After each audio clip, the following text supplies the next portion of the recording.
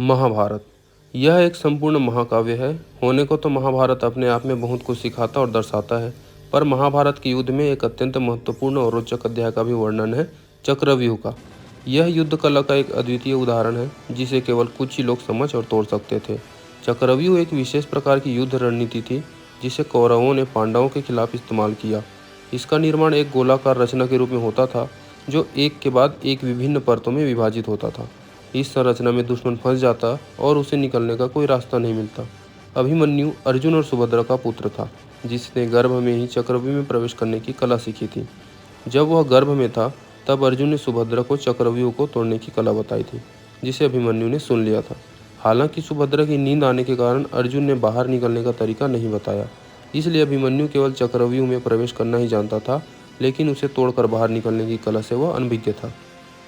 महाभारत के युद्ध के दौरान जब अर्जुन को युद्ध से दूर किया गया, तब कौरवों ने चक्रव्यूह की योजना बनाई। पांडव सेना को बचाने के लिए अभिमन्यु ने चक्रव्यूह में प्रवेश किया। उसने अकेले ही अनेक योद्धाओं को पराजित किया और चक्रव्यूह के भीतरी परतों तक पहुंच गया। उसकी वीरता और युद्ध कौशल की कोई तुलना नहीं थी। द्रोणाचार्य उस वीर के अद्भुत शौर्य और पराक्रम को आश्चर्य और खुशी भरी दृष्टि से देख रहे हैं। चक्रव्यूह के भीतर कर्ण अभिमन्यु के ऊपर शक्तिशाली दिव्यास्त्र से प्रहार करते हैं। उसे पराजित करके अभिमन्यु आगे बढ़ता है।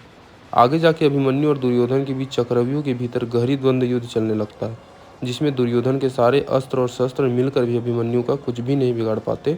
वह अपने पूरे साहस और शक्ति से युद्ध लड़ रहा था और अपने सामने आने वाले कौरव सेना के किसी भी धुरंधर महारथी को पीछे हटने पर मजबूर कर देता है। लेकिन अंततः कौरवों ने अभिमन्यु को घेर लिया। कौरवों के अनेक महारथी एक साथ मिलकर अभिमन्यु पर आक्रमण करने लगे, जबकि युद्ध की नैतिकता के अनुसार यह अनुचित था। वह एक अकेला योद्धा था और उसने सामने कौरवों के 7 महारथी जैसे द्रोणाचार्य, कर्ण, दुर्योधन और अश्वत्थामा थे। सभी ने मिलकर एक साथ अभिमन्यु पर प्रहार किया, जिसका सामना वह नहीं कर पाया और अभिमन्यु का रथ ध्वस्त हो गया। अभिमन्यु तीरों से छलनी होने के कारण कुरुक्षेत्र के रणभूमि में गिर गया। उसका पूरा शरीर लहूलुहान हो गया था। वह पूरी तरह से निहत्था हो चुका था। फिर भी उस वीर ने हार नहीं मानी और रथ के एक पहिए को अपना शस्त्र बनाकर उन महारथियों के सामने खड़ा रहा। किसी को भी उस पर तरस नहीं आया। कायरों के तीरों ने उस वीर की छाती चीर चीर डाली। अभिमन्यु ने वीरता से लड़ाई लड़ी, लेकिन अंत में वह वीरगति को प्राप्त हुआ। उसकी मृत्यु ने पांडवों को अत्यधिक आघात पहुंचाया, विशेष रूप से अर्जुन को, जो अपने पुत्र की मृत्यु के लिए स्वयं को दोषी मानते थे। भगवान श्री कृष्ण को दूर से ही अभिमन्यु की मृत्यु का एहसास हो गया। उनकी आंखें भर आईं। भगवान कृष्ण और अर्जुन उस जगह पर आए जहां पर अभिमन्यु वीरगति को प्राप्त हुआ था। अर्जुन के चेहरे पर दुख, आश्चर्य और गुस्से के मिश्रित भाव साफ दिखाई दे रहे थे। संध्या हुई और युद्ध रोकने की घोषणा हुई। पांडवों के ऊपर दुख की काली बादल छाई हुई थी। शांत और उदास वातावरण था। अर्जुन और द्रौपदी तो फुट फुट कर रोने लग रहे थे।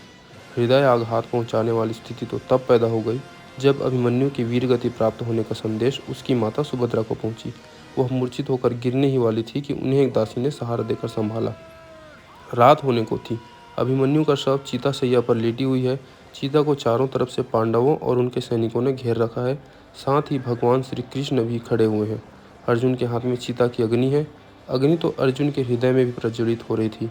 वही अग्नि अर्जुन की आंखों में चमकने लगी और उन्होंने प्रण लिया कि कल सूर्यास्त से पहले युद्ध भूमि में जयद्रथ का वध करेगा, क्योंकि चक्रव्यूह में निहत्थे अभिमन्यु पर सबसे पहले तीर जयद्रथ ने ही बरसाए थे। अगले दिन युद्ध भूमि में अर्जुन ने जयद्रथ का वध कर दिया और इस प्रतिशोध के साथ ही वीर अभिमन्यु की आत्मा को शांति मिल गई और उसकी आत्मा खुशी खुशी बैकुंठ धाम की ओर प्रस्थान कर गई।